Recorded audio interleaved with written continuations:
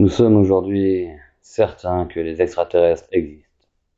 Nous avions commencé à explorer l'espace grâce à de nouvelles technologies permettant de propulser beaucoup plus rapidement et sans coût, grâce à des découvertes de moteurs à piston fonctionnant simplement avec de l'eau et des neutrinos dans un circuit fermé, sans le moindre oxygène à l'intérieur, et accompagné simplement d'un son effectué à la voix réglée sur une onde spécifique. Pour les vaisseaux, on utilisait un liquide quelque peu différent, mais là n'est pas la question. D'ailleurs, une autre bonne nouvelle. La Terre était enfin fédérée et en paix. Nous avons alors établi plusieurs colonies minières pour acheminer sur nos planètes dans le besoin des ressources manquantes, car à présent notre système solaire était vide de toute ressource. On avait exploité malheureusement toutes nos planètes du système solaire. C'est là qu'on les a rencontrées, les formes de vie aliens. Les réceptions du contact étaient peu audibles, mais ça devait être un vrai massacre. Tous les hurlements, les bruits de chair déchiquetée, ils résonnent encore dans la tête de tous ceux qui les ont entendus, qui ont eu le malheur d'avoir ce premier contact. De là a débuté une guerre sans merci. Ils étaient apparemment focalisés sur le contrôle de certaines de nos mines établies loin des zones accessibles. Et pour nous piéger, ils propageaient dans l'air une toxine mortelle pour l'homme, à chacune de leurs prises de nos mines. Heureusement, nos services de renseignement avaient découvert le subterfuge, car sans eux, nous courions à notre perte. Ben est le sergent de l'équipe spéciale de sauvetage. Ils sont devenus experts depuis le début du conflit avec ces aliens. C'est un homme réfléchi, qui sait prendre du recul pour mieux appréhender le problème, même malgré la violence de ses échanges avec les aliens où il n'a jamais eu de prisonniers. Un ordre impératif du haut commandement, en réponse à tous leurs massacres. Nos conventions et traités de guerre avaient été occultés cette fois.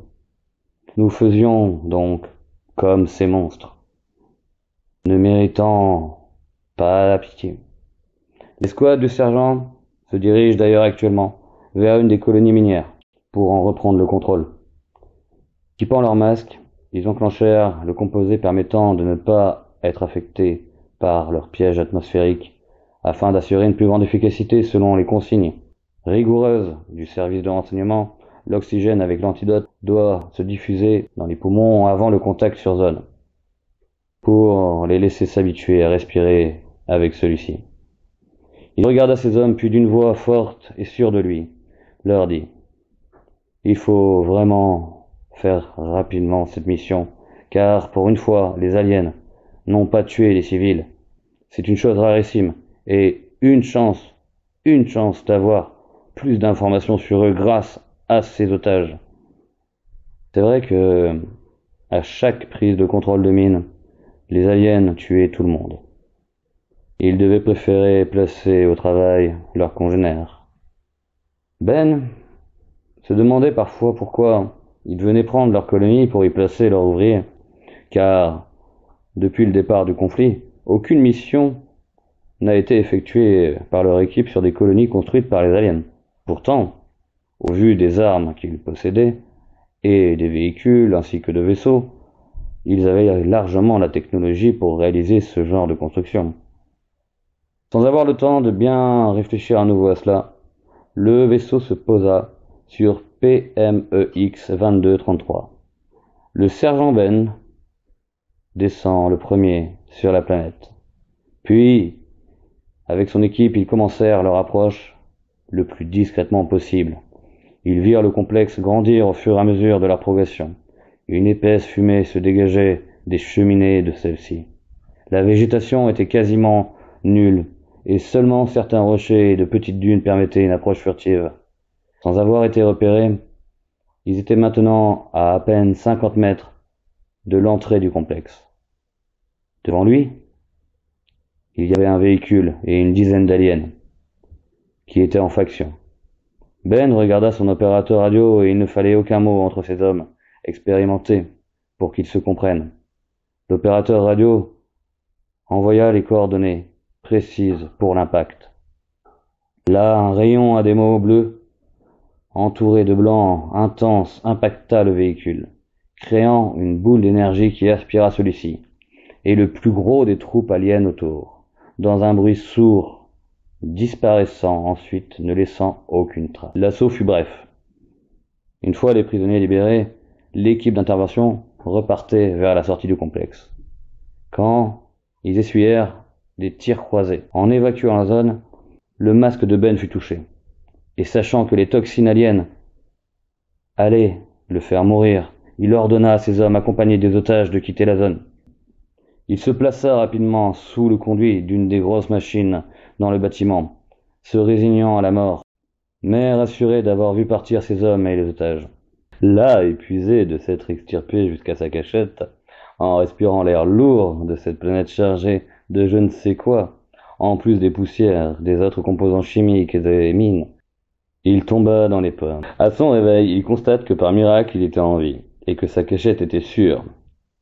Il entend rapidement parler, enfin, il a l'impression que c'est des paroles plutôt qu'un... Il est trop loin. Il discerne plus des sons, des grognements.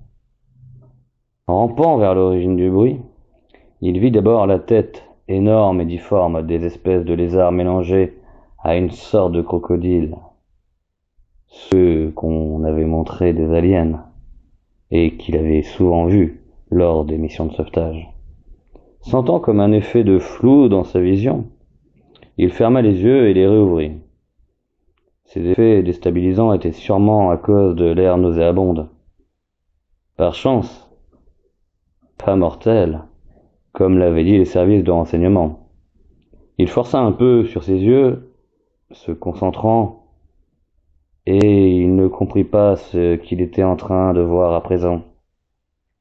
Il ne s'agissait pas d'aliens, mais de simples humains comme lui.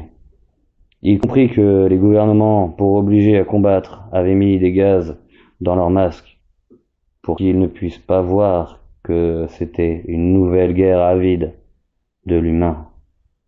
Il prit une inspiration, se donnant tout le courage du monde, et sortit de sa cachette, les mains en l'air, pour ne pas pointer son arme sur eux. Les deux hommes surpris le regardaient, et n'avaient pas pointé également leurs armes. Ben vit qu'il n'était pas agressif, leur dit d'une voix posée qu'il n'était pas leur ennemi, et qu'il avait découvert la ruse des puissants à la tête de tout cela, et qu'il fallait surtout avertir le monde.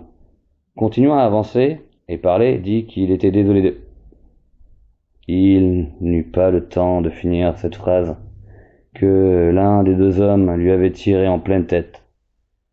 Puis il sautait de joie, en disant qu'il avait enfin eu son premier alien à son collègue.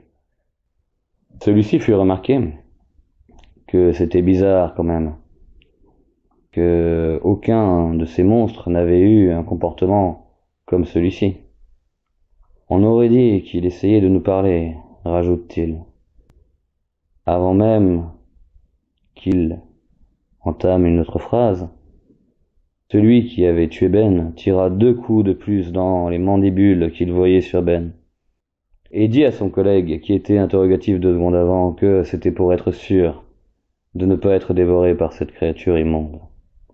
Chacun, alors, replaçait leur masque, et inspirant une bonne bouffée de leur oxygène, repartirent en patrouille.